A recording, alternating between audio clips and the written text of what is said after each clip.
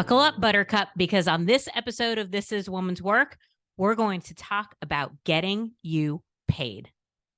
When you're getting paid well, when your compensation is representative of the value you provide, when you feel recognized and rewarded for your hard work, well, that's pretty freaking awesome. And far too many of us are not experiencing that feeling. Make no mistake, the wage gap and equitable compensation is a complex topic that can't be solved in just one way or from just one perspective. Let me put it to you like this. The vast majority of the employees that I talk to think they should be making more money than they do. And yet, so many of the business owners or leaders that I talk to are frustrated with underperformers or employees who lack initiative or things falling through the cracks, not to mention managing all of the expenses related to running their business or their division. And they believe that they're paying some of their employees far too much.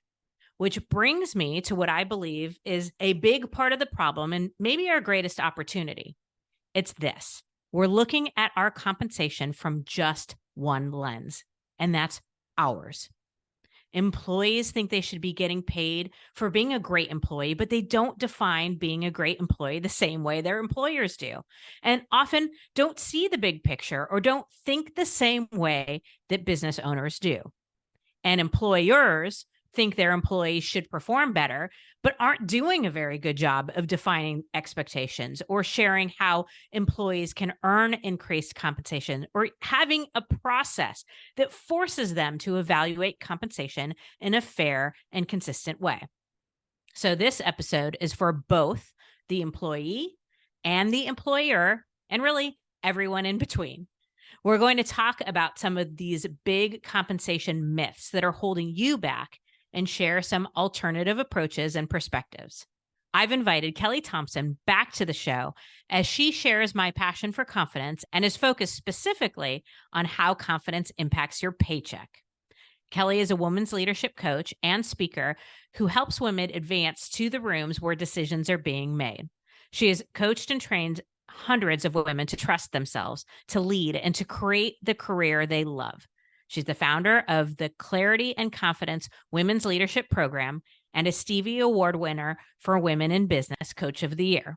And last, but certainly not least, she's the author of Closing the Confidence Gap: Boost Your Peace, Your Potential, and Your Paycheck. Kelli, welcome back to the show. I'm super excited to talk about compensation and money because it's such a big thing for all of us, but especially women. Yeah, me too. One of the things I wrote about in my book was, when I was little growing up, I wanted to be a meteorologist. I wanted to be the weather girl on the TV from like the time I was 5. I could tell you about all the cloud formations and all of it. I went to college and my major was meteorology. And then I realized, you have to work the 6 and 10 o'clock news every night. I'm like, I don't want to do that. So I went into banking and then ultimately HR and recruiting. And then I was leading people and I was spending my whole time talking and negotiating about money. And I kind of just made this connection that I went from like this career choice, which is the safest thing to talk about, which is the weather, to this career choice where I talk about one of the hardest things there is to talk about, and that's money. And as I wrote in my book, I'm like, for women, I want to make talking about money as easy as talking about the weather. So I hope that's really what we can just have a conversation about today. So I'm excited. I love that so much. And I know from personal experience, going from employee to employer to entrepreneur, some of these beliefs or fears have followed me through all of it. And I think it's worth a conversation. So we're going to go through some of the myths that you share in your book. I want to start with one that I see very often when I speak to employees and still experience to this day. And it's this belief of, if I do a great job, if I knock it out of the park, someone will recognize it. Whoever's paying me will recognize it, and they'll come along and offer me more money without me ever having to bring it up. So there's this myth out there that it's rude to ask or rude to talk about money. Let's talk about that. Yeah, let's unpack that from the individual perspective, and then I'm going to talk about it from the employer perspective. So, I think one of the things, especially as women, is we sometimes are brought up with different money messages than men. So while it might be very normal for the males in your family to talk about the bills, to talk about money, to talk about income, to talk about providing, when it comes to women, especially of my generation, and I think we have to set context that in my mother's generation, she couldn't even borrow money in her own name until she was married in 1976. So this is new, relatively new. And so I think just some of the money messages we got were, it's not polite to talk about money. You shouldn't talk about what people make. It's rude to ask. Or the ever present message that women always get, Nicole, you should just be grateful. And, that we should just, kind of accept that as is. And so I think sometimes then that leads into this behavior of, if I just work hard enough, and if I overwork, and if I do all the things, then I just hope that people will notice me and things will happen. But what I can actually tell you from an employer standpoint is that doesn't actually happen. Managers are busy. Managers are doing other things. I'm going to give you a big clue. Managers are thinking about their own salaries. Managers are trying to manage a team of 20 people. Managers are so thrilled that you're doing the work and that you must be happy because you're not asking. The same thing that leaders had to think about, and I had to think about as an HR person and a managing leader, is, when annual review time came, if you were a good employee doing the work, great, I would give you your standard 3 to 4% raise. And the organization oftentimes had many rules about how much we could bump someone's salary. I know in many organizations, you're only supposed to give between 3 and 5% at review time, or there's some very unwritten rules. I know in my own organizations and other organizations that we can't give internal employees a raise larger than 15%. So there's all these other things. And so, I think as an employee, we really have to take ownership that it is our job to advocate for our needs, because our manager probably isn't thinking about it. Mm-hmm. What they're thinking about is everything else that they have to manage. And when performance review time comes, then they're going to look and say, okay, well, did Nicole exceed expectations? Great. We'll give her 5%. And so, I think, we could wish that our manager was always thinking about it, but I'm always of the belief that as an employee, we need to take ownership of our own career. Well, and I also think too, if we think about the person who is making the decision or paying the employee, if you're not making any noise, there is that assumption that you're happy. And if they can get away with paying you less, why wouldn't they? I mean, I know there's it's the right thing to do part of it, but you're right. They have a bazillion other things. There's business expenses. There's all these things that contribute. And if you're not asking or mentioning anything about it, there could be a little bit of almost a relief of, oh God, at least I don't have to come up with that money, or I don't have to find that in the budget if it's not being brought up. Yeah. And, I think it's just one of those things, people aren't thinking about you as much as you think they are. Yeah. They're just not thinking about it. So, if you believe that you have, your role has expanded, and maybe you've taken on another team or another department, and, objectively looking at it, you're like, gosh, I'm really just not being compensated for the work that I want. That's when we need to go out and do a little research. There's, with all the pay transparency laws, there's so much opportunity to go out to see what is being paid in your market, in your location. So if you're like me and you're in Nebraska, you're not going to go look at salaries in Silicon Valley. Okay. 2 different costs of living, right? But being smart about it. And I do have a free salary guide on my website that folks can take a look at, but, doing your research and, finding that number and really crafting that ask can be helpful and empowering, because your leader's just not thinking of it. And I know you were saying something about bringing these into entrepreneurship, and I mean, amen. I'm an entrepreneur, and some of these long held lack of confidence messages have followed me. I mean, even now I have to quote out my pricing, and someone might offer me up, hey, here's our budget. And I still have that message of, oh, that budget is less than my rate. Oh, is it rude to present? We still have to advocate. It's still important that I'm researching what other people in my market are charging, so that I'm always kind of staying with, whatever the market rate is. And it's just as important whether you're an employee or you're running your own business. Couldn't agree more. I also, when you were talking, it hit me how important that negotiation for your initial compensation is. So if you think about the idea that there's a cap, you can only go as much as 15%, or people are thinking, is it 3 to 5%? Well, where you're starting is going to play a big part.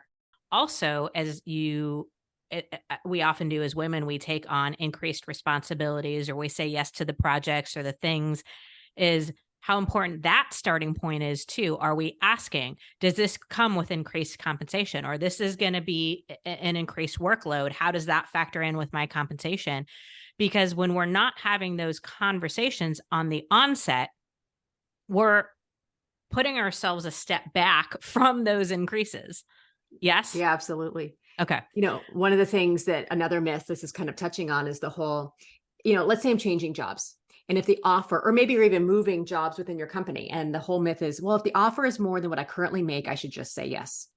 And the answer is no, for two reasons. And I would look at the employee and the employer. First, have you, as an employee applying, have you done the market research to make sure that you're being paid fairly? And from the employer's perspective, something that you should know that, quite frankly, I was guilty of as an HR person without even knowing the anchoring bias that I was in, is many states have made it illegal for you to put your previous salary on a job application. And the reason is because traditionally women and people of color have been underpaid.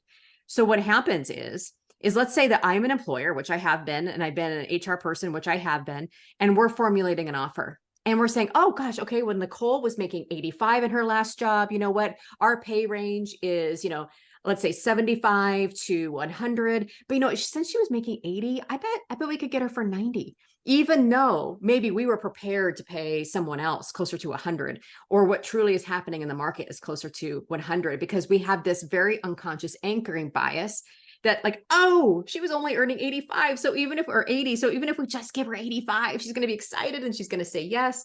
And so I think it's just really important for you to go in with your data. What is the role? What is the market paying? What are my research points? What am I bringing to this role? And I'm so glad that more states are now not allowing that. That way we don't create more anchored offers based on arbitrarily low salaries, because perhaps you were a woman or a person of color who traditionally makes anywhere from 60 to 80% less than a white man. And so that's just another thing to pay attention to. And sometimes I get questions like, well, what if they ask for my salary and I know I've been underpaid? I always tell folks, you know what, don't lie. It just never sets up anything good. I'm like, be honest, do it in alignment with your values. And when the salary conversation comes, just say, I recognize that perhaps I'm being underpaid in my previous role. And so the salary that I'm looking for based on my research and my contributions is going to be XYZ dollars. Yeah, I like that. I recognize that I'm being underpaid. It's one of the reasons I'm leaving, right? It's one of the reasons I'm looking. And I also think on the hiring side, and I'm with you, I've made this mistake in the past, and I wish I could go back to my younger self and smack myself upside the head. But from the hiring side, go in knowing what the salary range is. And if you find a candidate that you like that is maybe lower on the experience or education or skill set, then you compensate them on the lower end of that scale. Or if you find somebody who meets all of the qualifications, you're going to pay them on the highest end of that scale. But it's a scale that is based on the role, the responsibilities, your budget, and all of that. Because I agree, I think far too often people go into the hiring phase with the loosest idea of what they're looking for, what they're willing to pay. And it all gets based on who they meet and what they were getting paid prior to coming along. Absolutely. I mean, even as somebody who's an entrepreneur now and a business owner, I've hired help. And one of the first things, and maybe this was just my HR brain, was when I was looking to hire that help, I kind of just did a little market research. What does this help cost, right? What is the range that I should be prepared to pay? And based on this range, what I'm seeing in the market, who tends to get the upper end of this range? Who tends to get the lower end of this range? Well, what skills do I need? And where does that put them in the range? And so I think as employers, and I've worked for small startups, and it is so important that even if you are a leader in a small company, to reach out for compensation resources. There are so many consulting firms out there, local human resource organizations that can help you make sure that you are pay banding that role fairly. Now, if you're in a large company, my hunch is you probably have some pretty established metrics. Your HR person has compensation bands and ranges, and they've done it all. But just know that just because you work for a small company doesn't mean there isn't resources out there for you so that you can make smart hiring decisions to get and to keep the right people. Which leads me to another myth, which is the focus on salary or compensation or pay rate alone. So this is something that's followed me into entrepreneurship. And you mentioned, kind of negotiating your rates, and when somebody comes in with a lower budget, I think about it as a speaker. I know what my rates are as a speaker, and sometimes somebody will come in with a lower budget, but it's not an automatic no, because there are other ways to be compensated and there are other factors to consider when coming up with a compensation arrangement. So for example, if somebody has a lower budget and they're willing to have me do a virtual speaking engagement, that is a no-brainer. I can be much more flexible because I'm not having to leave my family. I'm not having to get on a plane and take so many hours out of work and so forth and so on. So the myth is that this is all about your rate, whether it's your rate or your salary or your compensation, whatever you want to call it, that it's all about the money you're getting paid. There are other ways to be compensated. Let's talk a little bit about that. Yeah, absolutely. So let's start with the employee, and then I'll come back to the whole entrepreneur thing, because I love what you're saying about that. What I tell employees is, you know what? Yes, salary matters. However, for some folks, there are things that are more important than we could talk about. And, I've been in that position where I've, maybe done a lateral or even taken a step back by a few $1,000s because there were other things that outweighed it. And those things are this. One, in some organizations, depending on your level, you can negotiate vacation. And for some people, that is really important. In some organizations, and again, you're going to need to know and understand the culture, you can negotiate a hybrid or flexible work environment. For some people that I know, they say, I will take a $10,000 pay cut if they let me work from home 3 days a week, because that is so valuable to them. Another thing that I really encourage all of my clients to negotiate and ask for is learning reimbursement. So if you're going to take this job and maybe the salary isn't what you thought it was going to be, ask for a coach, ask for tuition reimbursement, ask for learning and development funds. They're going to help improve you and your leadership skills, whether it's access to a conference, a coach, maybe a learning and development course that you've really wanted to take, or maybe you want to get your MBA or some other advanced degree, vacation, flexibility, some benefits, but learning and development reimbursement is another thing that you can really negotiate. And I think for those of you who are business owners, you're right. Sometimes when folks can't meet my budget, I kind of have a criteria matrix on if it's no, they can't meet my budget, and it's somebody that I'm not willing to lower my budget for because the potential or the alignment just isn't correct. But if it's somebody I really want to work with, and I'm thinking of an organization in my mind, and the people that I'm talking to are ideal future clients, there's other ways we can make that up. And they have made it up. I say, okay, I'll make a discount in my budget, but you need me to allow me to sell books on site. Or I'm happy to take a discount in the budget, but you need to take pictures of me speaking, promote it on social media, do some follow-up things in your newsletter. And so, I think that there's just so many other things that we can negotiate that may not be dollars in the bank in the short term, but can help us accumulate more dollars in the bank in the long term.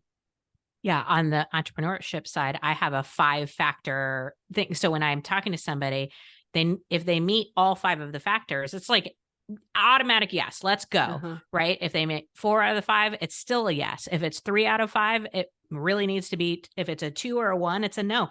Even if the 1 is they can pay my full rate, but they don't meet any of the other 4 factors, it would still be a no for me. And I've just learned this through experience. There's some things that are just not worth the money. Hard lessons. Right. Which also brings me back to another, and I don't know if it's a form of compensation, but something to factor in. I would take less money to be with a great leader or in a great culture. There are some jobs that I look at, or some people that you could work with, that I'm you could not pay me enough. The answer would just be a hard no. So that's, I think, something else to consider, Yeah, it's alignment. When I was in corporate, and even as an entrepreneur, the number one thing was, is this job aligned to my values? Because one of the things that I know absolutely be true is no amount of money is worth misery. And I've been there, and I've had too many clients there who come because they have the golden handcuffs. They're stuck. They're making a ton of money because they took the job for the salary or the title, but they hate the work. They're burned out. They're exhausted. They have no creativity left. And to your point, even running my own business, I thought, oh, well, I'll be free of that. No, people offer you to do stuff and you see what they're going to offer you. And you're like, wow, maybe. And then you're like, nope, because I always ask myself, will I resent the work once I say yes? And if the answer is yes, it's never worth the money. So really making sure it's in alignment to your values. I can't advocate for that enough. I've done that twice in my career where I've walked away from multiple 6-figure contracts, not because they were bad or awful, but because I knew I wasn't meant to be there anymore. It was draining me more than it was energizing me. It was keeping me from what I really wanted to be doing. It, was a big risk and one worth taking. Okay, let's talk about another myth. And it typically presents itself like, I don't make enough to cover my bills, or my spouse or roommate just lost their job, or childcare costs are going up, and I need my employer to pay me more. It's some version of my employer should understand what's going on in my life and therefore pay me something. So the myth is that our life situation should be discussed in order to get increased compensation or the number that you want. Yeah. And this really stems from, I remember being in human resources and we had an individual negotiating their salary with us. And one of his reasons for wanting a certain number was, well, I want my wife to stay home. That's great. That is a worthy goal, to have your wife stay home. I love that those are family values for you. Unfortunately, employers cannot be in the business of family budgeting. That's just not the business that we're in. Like, we are in the business of hiring great talent and paying that talent in alignment with what the market is paying that talent. And it is your job to manage your finances and do the things that you have to do so that you can have the lifestyle that you want. Now, I get it. We have folks who have illnesses, who have really extenuating circumstances, who haven't come from wealth, who, and all of those things. And it's like, yes, I think you have to balance, as I did as a recruiter, to be empathetic towards those circumstances. But as an employer, we just have some guidelines and responsibilities that we have to work within. And if we took in account everybody's circumstances, what would actually happen is there would be a lot of pay inequity. And I've seen this happen, especially, I don't hear it happen as much anymore, but I was talking to one of my HR colleagues just a few weeks ago about early in our careers, about how, we should pay this, white male COO more because he's got 5 kids and his wife stays home. Now, 20 years ago, that might've been an okay conversation. But my point is if we allowed that to be the driving force in which we establish compensation, the compensation inequity would probably rise, because there are still more men in the workplace who are working, who have wives and families that stay home. And it would just plop up that argument more that we should continue to pay men more than women. And so I'm like, I know it sounds good, but the math just doesn't add up in the end. No, I'm with you. I think we can care about when people have life events. We can be a sounding board. We can talk about flexibility and optionality opportunities. But at the end of the day, your compensation should be based on your role. And if you want your spouse to be able to stay at home, or you have a childcare bill that's coming, or like, that doesn't change your role. Your role is your role, and your compensation should be based on that. You can care without adjusting compensation. I'm so glad that you put that myth in there, because I've seen that in so many different versions. Okay. The last mistake, just for sake of time, that I wanted to run through, or myth, but I see it as a mistake, is this: my employer should decide whether or not they want to hire me before we discuss compensation, versus that this is a mutual decision conversation, and compensation is an integral part of that decision. So the myth is we shouldn't talk about money or benefits until the end of the selection or hiring or promoting process. Yes. False. And I'm going to give you 3 practices I did today as an entrepreneur, as an employee, and as an employer. So here's the thing. I don't love wasting time. I am all about failing fast. So today in my business as an entrepreneur, when I get a speaking inquiry, thank you so much for reaching out to me. Here is my rate.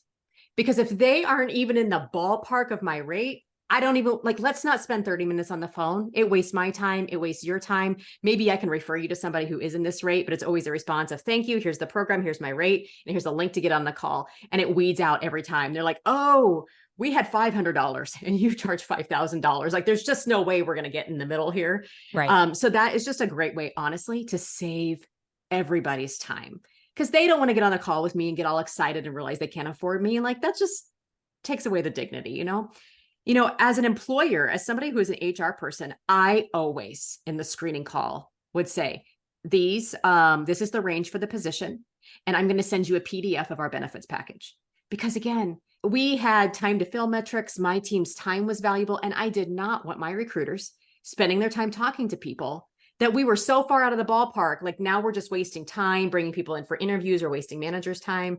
And so, as a job seeker, I always really encourage my clients. And something that I got better at along the way was talking about salary from day one. Can you tell me more about what the range is for this position? Is there a place on your website where I can review your benefits? Because you know what? If you're working with an organization that responds well to that question, that's good news. Mm-hmm. Probably means there's a culture of transparency. They're probably, that's a good ding, ding, ding that they probably work in alignment with your values.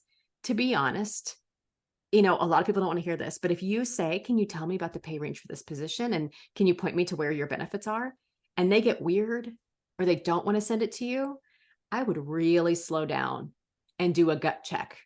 Because why the need for so much secrecy when that's such just a thing that we can talk about up front, just to not waste anybody's time so that we can only move forward with folks that, that we're all working in the same budget playing field. So that's something I've come full circle on over the years. I used to be in the camp of like, you don't ask that up front. This is, determining whether or not there's even a potential fit before we get into all of that. And now I'm like, oh gosh.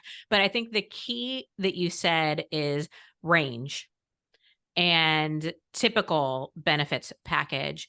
I think it's important to have the understanding that there is room to negotiate. There's room to have conversation. There's flexibility, and that this isn't a like offer or a guarantee. It's a starting point from which we can have discussions from. Yes? Mm-hmm. Yes, okay. Absolutely. Because again, I'm just big on, let's just not waste anybody's time. Yeah. Because how frustrating is it that you go on 3 interviews and you spent, like, I am talking with somebody who is looking for a job, like interviewing and job searching, it is a full-time job. It is exhausting. It's requiring you to be on. So if we're not even in the ballpark, like, let's not waste anybody's time. It's not good for anyone. Yeah. No, I think that's so good. So we're out of time, but I want to send people to your website, kellyraythompson.com. You mentioned that you have a resource. What was that again? Because I want to make sure people find it was a free salary negotiation download. So if you just go to my website, there's just a little button that says free, and there's all my free stuff, and you'll find it right there. And if I can just leave people with just one thing, here is what I want them to know. It kind of ties back to my story about, I want to make money. Talking about money is easy as talking about the weather. When I was in HR, when I was first having money conversations, it was like, ooh, oh my gosh, like this is all big. It's kind of like when I was a bank teller and I first saw all of like the $100 bills in my drawer. I was like, ooh, but after a while, they're just paper. And, when I was an HR person, all these salary conversations were just another conversation. So here's what I want you to know. From an HR person's perspective, talking about money is like talking about the weather. We expect you to negotiate. With every offer that I made, I would call and like expect you to negotiate. So don't let us down. We can talk about it. I'm so glad you said that, Kelli. Thank you so much. And I want to encourage our listeners to get their hands on your book, Closing the Confidence Gap. Again, because of our shared love of confidence, but also because I do think confidence and compensation are very closely aligned. And I love how you wove those together. So thank you for your time today. Thank you for your great work. Listeners, definitely get your hands on her book, Closing the Confidence Gap. Thank you so much, Kelli. Thank you. All right. I'm going to keep my closing remarks brief and remind you that determining what you make almost always involves more than just one person or one perspective. It's a discussion, a negotiation, an agreement. But advocating for what you believe you're worth only takes you. And you better believe that that is woman's work.